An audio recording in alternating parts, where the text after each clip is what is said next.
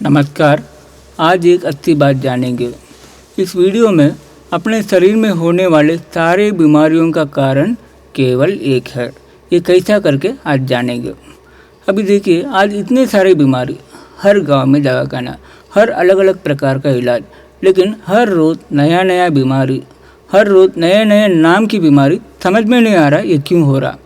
लेकिन आज अपने अकुपंक्चर चिकित्सक के अनुसार, प्राकृतिक चिकित्सक के अनुसार, अपने शरीर के अंदर होने वाले सारी बीमारियों का कारण केवल एक है। ये आपको मानना नहीं होगा जी, हमें समझेंगे। पहले अपने शरीर में जो सिस्टम है इसे समझना है। अपने शरीर सेल से बनी है।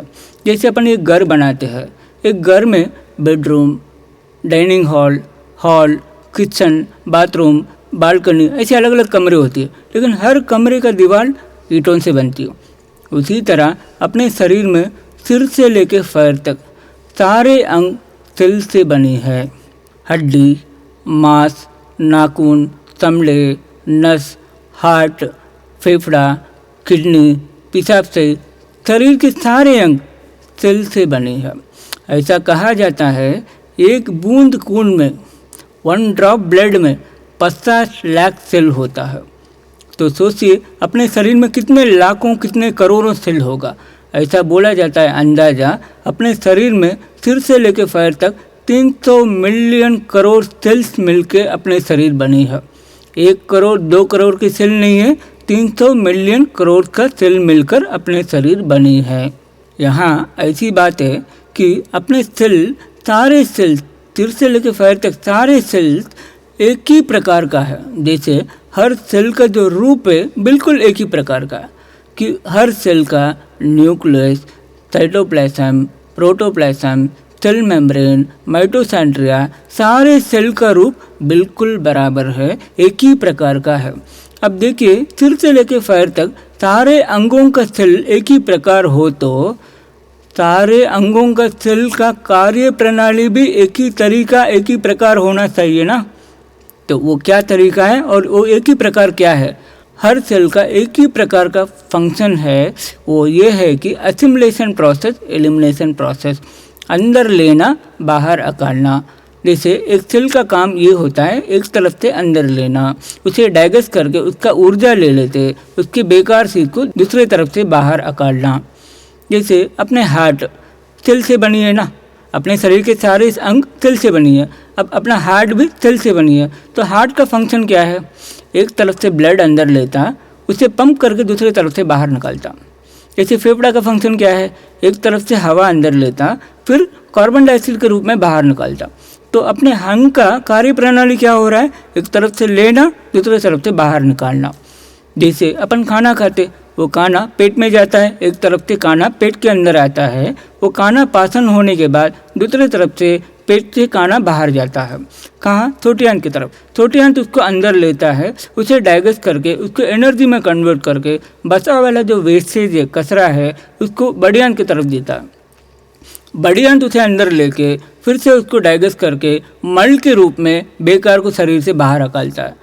अब छोटी आंत में जो डाइजेस्ट होने के बाद जो एनर्जी निकली थी, ऊर्जा निकली थी, वो ऊर्जा अपने ब्लड में सर्कुलेट होके सिर से लेके पैर तक रहने वाले सारे अंगों के सेल के अंदर वो ऊर्जा जाती है। जाने के बाद सेल में एनर्जी मिलती है। सारे सेल का एनर्जी मिलने के बाद वो सेल उसे एनर्जी ले लेते, बचा वाला बेकार को फिर से खून में देता है।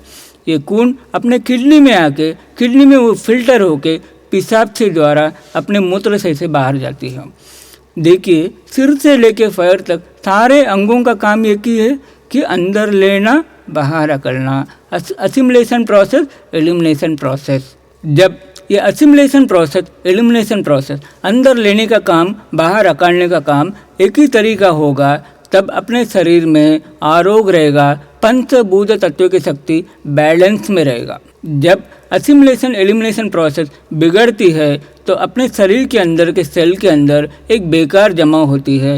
ये बेकार जमा होने से उस सेल के कार्य प्रणाली, उस सेल के संबंधित अंगों का कार्य प्रणाली बिगड़ती है। धीरे धीरे अपने शरीर के अंदर की बीमारी शुरू होती है। जैसे आप सुने होंगे हार्ट में ब्लॉकेज, इसका मतलब क्या है? हार्ट के अंदर में कुछ तो बेकार चीज जमा हुआ। अपन सुने होंगे फेफड़ा में सर्दी, इसका मतलब फेफड़ा के अंदर पानी के रूप में कुछ तो खराब जमा हुआ। आपने सुने होंगे कि गर्भाशय में फाइब्राइड, मतलब जिसके महीना बराबर नहीं होता है, पीरियड मतलब बाहर निकालने का काम बराबर नहीं हुआ, तो उसके अंदर एक फाइब्राइड के रूप में एक गांठ जमा हुआ।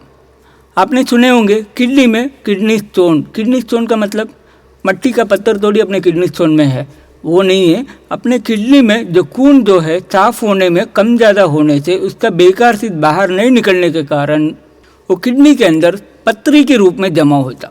तो समझिए, अपने शरीर के सारे अंगों में बेकार जमा होने से ही बीमारी। इसका मतलब ये होता है अपने शरीर के अंदर बेकार जमा होना ही बीमारी। जो भी बीमारी हो, बीमारी का नाम क्या है, अलग अलग है। हार्ट में ब्लॉकेज है, किडनी में स्टोन है, फाइब्राइड है, ब्रेन में ट्यूमर है, ये नाम अलग अलग है। लेकिन समझने की बात क्या है, असिमुलेशन एलिमिनेशन प्रोसेस, अंदर लेने का काम बाहर निकालने का काम बिगड़ने से, उसके अंदर बेकार जमा होने से वो अंग के कार्य प्रणाली बिगड़कर अंदर एक बेकार चीज जमा हो रहा है, यही बीमारी। अब ये बेकार चीज क्यों जमा होती है, इसका कारण अपने शरीर में अंदर लेने का काम क्या है, खाना खाना, पानी पीना, सांस लेना। शरीर से बाहर निकालने का काम पेशाब, मल के रूप में निकलने का जो लेट्रिन, उसके बाद पसीना, सर्दी, काशी, बुखार, ये सब शरीर से बाहर निकलने वाला खराब चीज़। अब ये जब बराबर रहेगा, शरीर का आरोग्य बराबर रहेगा। जब ये बिगड़ता है तभी शरीर के आरोग्य बिगड़ के बीमारी का रूप शुरू होती है। तो अपने शरीर के अंदर बेकार से जमा होने का कारण बहुत सारे बातें, तो ये हमें आने वाले दिनों में अपने चैनल में इसका कारण देखने वाले हैं। यहाँ तक समझ लीजिए, अपने शरीर में अलग अलग प्रकार की बीमारी खुद भी नहीं है। बीमारियों के नाम पे परेशान होने का कोई ज़रूरत नहीं है। अपने शरीर की सारी बीमारियों का कारण केवल शरीर के अंदर बेकार जमा होना। तो इसको हटाने के लिए किडनी को निकाल के बाहर फेंकना, या पित्ताशय को काट के बाहर फेंकना, गर्भाशय को काट के बाहर फेंकना, ये इलाज नहीं है। भगवान कोई भी अंग को काट के फेंकने के लिए नहीं दिया। तो अपने अकुपंक्चर इलाज में, प्राकृतिक इलाज में बराबर फॉलो करने से, ट्रीटमेंट के साथ कुछ बातों को बराबर फॉलो करने से अपने शरीर की जो भी बेकार चीज़ें अपने आप शरीर से बाहर हट सकती है।